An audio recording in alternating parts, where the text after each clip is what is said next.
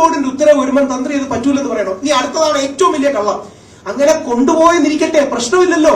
അതിനുശേഷം കള്ളത്തരം നടത്തിയതല്ലേ പ്രശ്നം. ജൂലൈ 19, ജൂലൈ 20 അവിടെ നിന്ന് ദ്വാരപാലക ശില്പങ്ങളിലെ സ്വർണ്ണപ്പാളികൾ എടുക്കുന്നത്. ഇന്ന് ആ കേസിലും അഖണ്ഡ രാജീവനെ പ്രതി ചേർക്കുമെന്ന് പറഞ്ഞിട്ടുണ്ട്. ഈ കട്ടളപ്പാളികൾ കുറച്ചുകൂടെ മുമ്പാണ്. അവിടെ നിന്ന് എടുക്കുന്നതിന് എന്താ പ്രശ്നം? അതിൽ കള്ളത്തരം കാണിച്ചു എന്നുള്ളതല്ലേ പ്രശ്നം. ഇപ്പൊ ഉദാഹരണം, ദ്വാരപാലക ശില്പങ്ങൾ ജൂലൈ 19, 20 എടുത്ത് 39 ദിവസം കഴിഞ്ഞാണ് ചെന്നൈയിൽ എത്തിച്ചത്.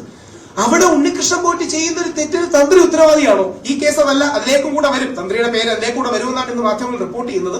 ഇത് വാതിൽ പാളികളുടെ കാര്യം. പിന്നെ 2 SIT കണ്ടെത്തി 2007 മുതലോ 2004 മുതലോ ഉണ്ണികൃഷ്ണൻ പോറ്റിയോട് പരിചയമുണ്ടെന്ന്. അതുകൊണ്ട് ഉണ്ണികൃഷ്ണൻ പോറ്റിക്ക് ഈ ലോകത്തിൽ എത്രയോ പേരെ പരിചയം കാണും. ഉണ്ണികൃഷ്ണൻ പോറ്റി ശ്രീ പിണറായി വിജയൻ അവர்களോട് ഒന്ന് ഫോട്ടോ എടുക്കുന്നു, സോണിയാഗാന്ധിയോട് ഒന്ന് ഫോട്ടോ എടുക്കുന്നു, അല്ലെങ്കിൽ ഒരുപാട് കോൺഗ്രസ്, BJP, CPM എല്ലാവരെയും കൊടുത്ത് ഫോട്ടോ എടുക്കുമായിരിക്കും. ഉണ്ണികൃഷ്ണൻ പോറ്റിയെ പരിചയമുണ്ട് എന്ന് പറഞ്ഞ് ഒരാളെ ഏതെങ്കിലും IPC സെക്ഷനിൽ കൊടുക്കാൻ കഴിയുമോ?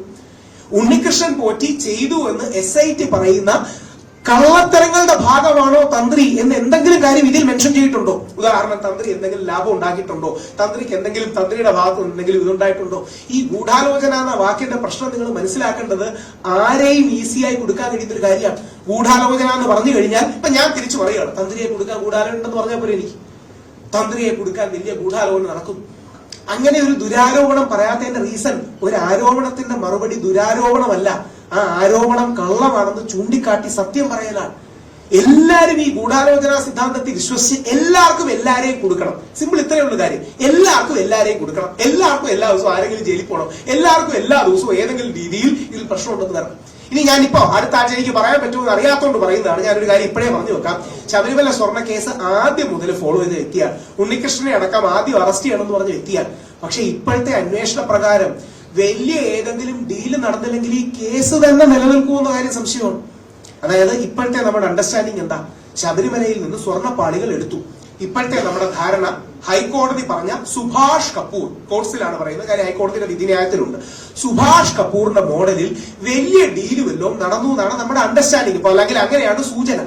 അങ്ങനെ നടന്നില്ല. അതാണ് ശ്രീ രമേശ് ചെന്നിത്തലാജി പറഞ്ഞത്, ഒരു വിദേശ വ്യവസായി എന്ന് പറഞ്ഞത്. അങ്ങനെ നടന്നിട്ടുണ്ട് എന്ന് ഇതുവരെ കണ്ടുപിടിച്ചിട്ടില്ല. അങ്ങനെയാണെങ്കിൽ മറ്റേ കേസ് നിലനിൽക്കുപോലുമില്ല. ആത്യന്തികമായ കുറച്ച് ഗ്രാമുകളുടെ വ്യത്യാസം ഒന്ന് മാത്രമേ വരുള്ളൂ. അതായത് കൃത്യം പറഞ്ഞാൽ കട്ടിളപ്പാളികളിൽ നിന്ന് 1.5 കിലോഗ്രാം ഇപ്പൊ അത് 400 ഗ്രാമായി കുറഞ്ഞു. അതിൽ ഗോവർദ്ധൻ അടക്കമുള്ളവർ പറയുന്നത് ഞങ്ങൾ അതിൽ 10 പവൻ മാളികപ്പുറത്തമ്മയ്ക്ക് കൊടുത്തു, 10 എത്രയോ ലക്ഷം രൂപ തിരിച്ചു കൊടുത്തു, അന്നദാനം ഇത് ചെയ്തു, ഇങ്ങനെയൊക്കെയാണ് പറയുന്നത്. ശരിയാണോ തെറ്റാണോ എന്ന് എനിക്കറിയില്ല. പുള്ളിയുടെ ജാമ്യ റിപ്പോർട്ടിൽ നിന്ന് വായിക്കുക.